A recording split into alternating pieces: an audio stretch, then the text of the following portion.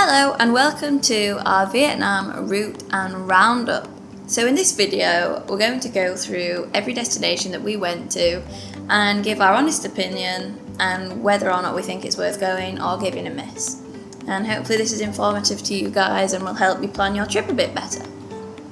So first place we went to was Hanoi, and this was crazy. We were dropped right in like the heart of it, or what felt like the heart of it to us. It was our first time there. The bus driver was just like, this is as close as we're getting to your hostel, so you better get out here. We were like 20 minutes away on this busy junction. Everything's happening. It was overwhelming at first, to be honest, but then we tried walking to the hostel. About 10 minutes in, we were like, oh, we'll just get a taxi. Yeah, the hostel we stayed in was great. We did a load of cool stuff there. They offered a free walking tour, which I would definitely do because, I mean, why not? It's free, you get to see a load of cool stuff. We did the city sightseeing bus, which we personally love. You don't have to, but again, great way to see everything. And we just did loads of stuff. You can watch our video on that, actually. That was our first video, traveling. And yeah, it was just really, really great. We reckon it's a good place to start off with as well because it's a bit of like a central travel hub because you can get to all these northern places when you're staying there. You can, get to Halong Bay, Cat Ba, or in the opposite direction if you want to go to Giang Loop or Sapa, then you can basically get to all of these places from here, and it's got an airport, so yeah, would definitely recommend going here. The second place we went was Halong Bay. Now this was absolutely stunning. The cruise we went on was Nostalgia. I do believe we've got a bit of a video talking all about that if you want to see it. But yeah, we definitely think this is a must-see destination. For me anyway, the scenery, the experience on the cruise, it was so special and it was something that we'd never really done before. And it's kind of one of those wonders of the world that's not really a wonder of the world, but you need to see it once in your lifetime. So yeah, definitely think you should see that. I did mention it in the previous video, but Asia does have an issue with pollution. So you may see a bit of pollution. Halong Bay, unfortunately, now is very commercial. It's a very commercial area with so many ships doing the same kind of thing every day. But aside from that, it's definitely worth seeing, just to say that you've been. Okay, so the third place we went to was Cat Ba, and we love this place actually. Looking back, we wish we'd have spent a bit more time here. I think we only spent 2 nights, but really you could do like 3 or 4 because, to be honest with you, it's just a great place to unwind, and it's the opposite of Hanoi, so it was really, really cool and refreshing to just sort of go there. The best thing about it was the beach walk from Cat Co 3 through 1 into 2. Sounds confusing, don't know why it's that order, but it is, and it's just stunning, to be honest. Like, it's really, really worth it. We would definitely recommend going there 100%. The fourth place we went was the Giang Loop. So we went to Giang on the sleeper bus from Hanoi, and then the day after that we started the loop, and it was probably the best thing we did in Vietnam. And for those people that are scared of going on a motorbike, maybe they've never ridden one before, we haven't, but we would just definitely say go. We did it with easy riders, so we didn't drive a motorbike, and that made the experience better for me because I could kind of relax, enjoy the scenery, and the scenery is like nothing I've ever seen before in my life. It was just hard to believe we were even seeing just the landscape before us. It was just so beautiful. What an experience it was. We met some amazing people. The traditional guest house that we stayed in like the middle of it all was just amazing, and the waterfall, the happy water, everything was just an amazing experience, and we've made friends. We've even got a friend that we're seeing here in Koh Tao from that experience 4 months ago. So yeah, definitely do it. If you do one thing in Vietnam, we would say do the Giang Loop. So number 5, the 5th place we went to was Sapa. Now this place was great, don't get me wrong, but we also didn't really do everything we could have done or that we wanted to do. So it was basically like a city in the mountains. It was really cool. It felt like an alpine village almost. And the highlight for us was the Cat village. You'll see that in the video. The hotel we stayed at was a bit naff though, although there was one good thing. There was like this cute little cat, and it had like a little deformed leg, bless him.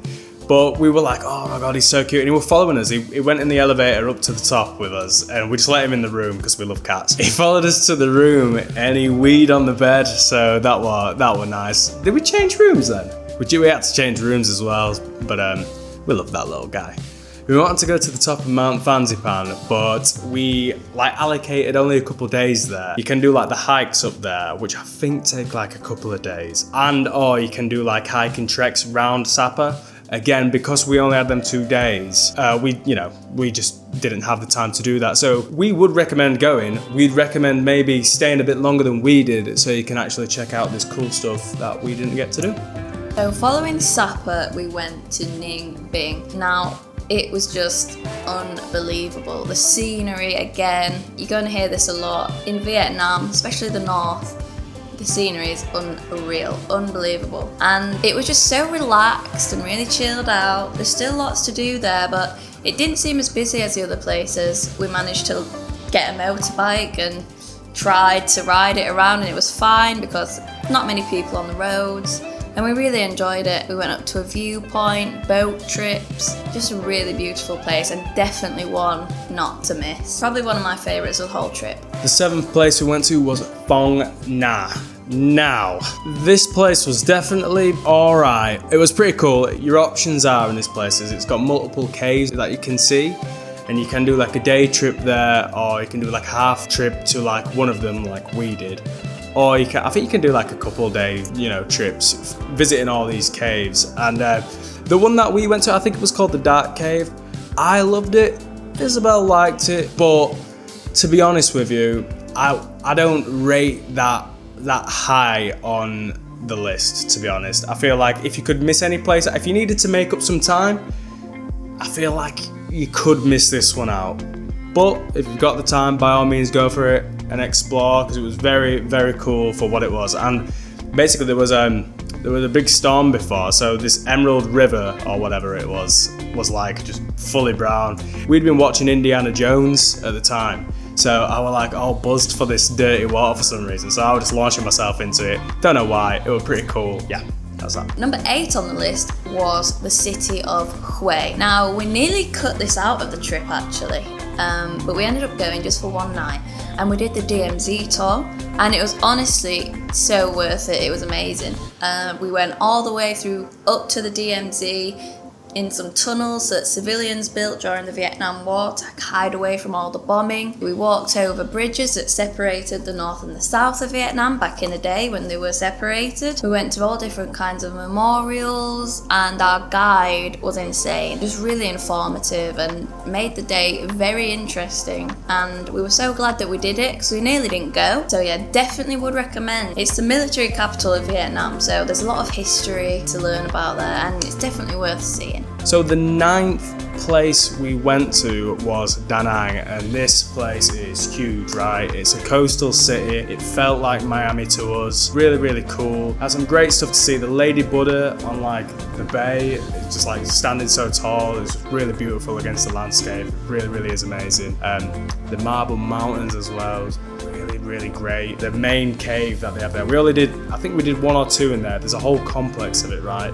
So you could go see that and let us know how you get on. But we just did the main one and another, and we were blown away at that, right? So it really is amazing. One thing I will say though is the sea and the beach has a lot of pollution there. There's dead fish and plastic and oil washing up from the sea, which is obviously really not nice. That's sort of across Asia as well, but it was particularly bad here. But yeah, do with that what you will, but we would recommend coming here. Oh, also, we went to Bikini Bottom Express, which does the best burgers and poutine, and you can get a pint of San Miguel as well, which is pretty cool. Number 10 was Hoi An. Now, this was one of my top 3 places of Vietnam. The historical value that this place has is unbelievable. All the old buildings are kept pretty much pristine. There's no new buildings around the main centre of Hoi An, and it's just amazing to walk around. Obviously the lanterns on the rivers, it's called the City of Lanterns. It's like a fairy tale, and it really is just something to behold. So definitely go there. If you were pondering it, it's definitely one to see. And again, one of the hostels we stayed in was amazing, the Cuckoo's Nest. We made some really great friends there, and it was just a really good place to be in Hoi An. We also went on a food tour, which was really cool. We got to try all kinds of different things, and all of them were really nice actually. So there's so much to learn about and so much to see in Hoi An. I'd definitely say 3 or 4 nights is needed. Okay, so the 11th place we went to was Nha Trang. Now, we didn't really fully experience this place. I actually left my wallet on the bus from Hoi An to here, so we had to sort of like mess about getting that the next day, which we did, you know, thankfully. We did have a nice long walk on the beach though, which was really beautiful.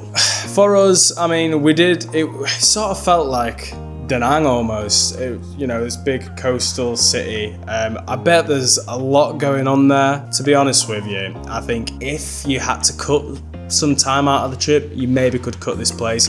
I remember bumping into this Swiss lady, and she was going to do diving there. Apparently it's a decent hotspot for diving, so if that applies to any of you, might be a shout. But yeah. So number 12 on the list was Da Lat. Now, in my opinion, the north of Vietnam is better than the south. That's not to say that I didn't like the south, I did, but with Da Lat, for example, some of the things we did kind of put a bit of a dampener on it, and I just didn't enjoy it as much as some other places that we'd been to. So we did do the Alpine coaster at Datan the waterfall, and we would really recommend that. That was so much fun. But then, as you'll see in the video, we went to this civet cat coffee plantation, which we thought was like this novelty thing, which it was, but when we got there we soon realised that it's just not ethical, and if we would have known that, we would not have gone, and we actually felt really bad about going in the first place. So yeah, it kind of ruined the trip for me, because I just don't want to engage in any form of unethical goings on to do with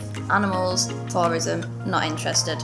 So that kind of put a dampener on the mood. And then we went to the Crazy House, which was really nice. But again, it was like a bit gimmicky, but you know, we're glad we went. So you can kind of tell how this trip went for me.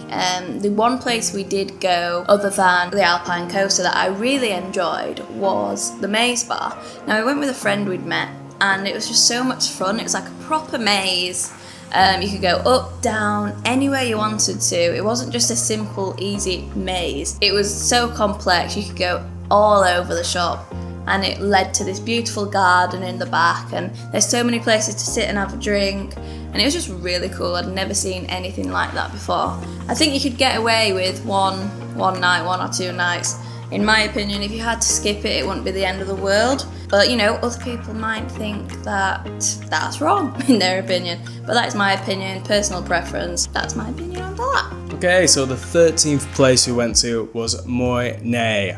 Now, I was really excited for this before I went. It had promises of these expansive dunes, right? But to be honest with you, they're like super underwhelming. I mean, I was expecting like the Dubai thing, right? Maybe it's my fault for my expectations, but it was certainly advertised as though there were these big dunes and you had like the red sand one to choose from or like the white sand. I suppose they just weren't that big and impressive, to be honest, and they're just trying to make a bit of money out of you. Say, get on the quad rides or get in the back of this car, when really we were actually in a group with a couple and they just walked this distance, which was like 10 minutes, and we've been scammed out of however much money. But it were an experience in itself. We also did like this little walk that was sort of down this like really shallow river, and it was supposed to lead to a waterfall, but I think because of the storms or for whatever other reason, the waterfall, like the end bit was closed off, so we never actually got to see that, which sucked. But apart from that, they had like a good food court there, which did some really nice, well-priced food. And we stayed at Mui Ne Hills Backpackers, and we didn't think much to it at first, but then when we climbed in the pool at like tea time on the evening, yeah, it was really sweet actually. That was one of our favourite bits about it. But all in all, I do think this one could potentially be skipped. If you've got the time, by all means do it, but I wouldn't be going back. But yeah. Number 14 on the list was Ho Chi Minh. Now, this is a huge city with lots to do. I few things we did was we went to the War Museum, which was really interesting and, you know, kind of harrowing to see the effects of the Vietnam War on the people of Vietnam, namely Agent Orange, napalm. There's some really graphic imagery there, but, you know, it's worth going to kind of show your respect and learn about it. So that was enjoyable, if you will. We also did the Cu Chi Tunnels tour, where we went to the place where the Viet Cong were in Vietnam, and those tunnels are tiny compared to the ones on the DMZ tour. You could go for certain distances in these tiny tunnels, and me and Adam could only do the shortest one because it was so claustrophobic, and I can't believe how small the tunnels were, and people actually just existed under there for hours, sometimes longer at a time. So that was really insightful and very interesting to go and see. We also did the Mekong Delta tour. Now, I would give that a miss.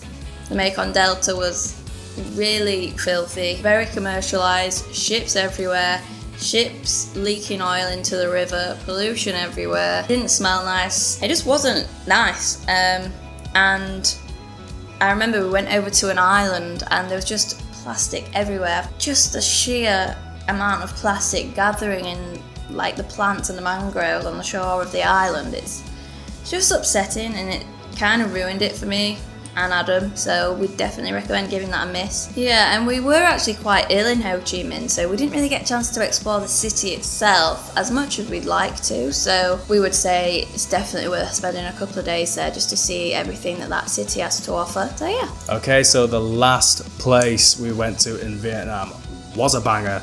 It was Phu Quoc Island, and this place we would go back to in a heartbeat. We stayed in this little resort. It was supposed to be, it was always intended to be like our little luxury break, right, to top off Vietnam. And it certainly was, right, but it cost us like £30 a night for this wicked room on this super cool resort. It had this it had two pools, right, so it had the pool on like the top deck, all this greenery about, really beautiful.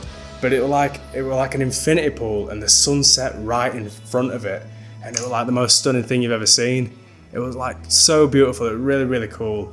And then further down, you had another pool that sort of like sat into the sea a little bit.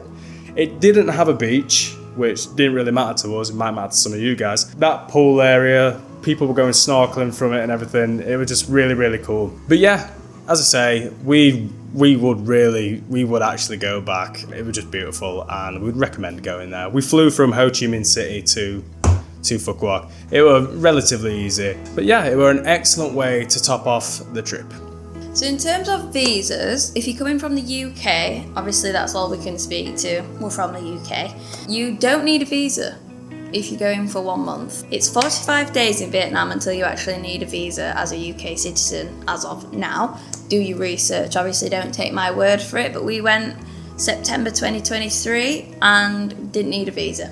So if that's something you guys were wondering about and you're from the UK, there you go. If not, visit your government website and that will be able to tell you what you need to do, depending on which country you're from.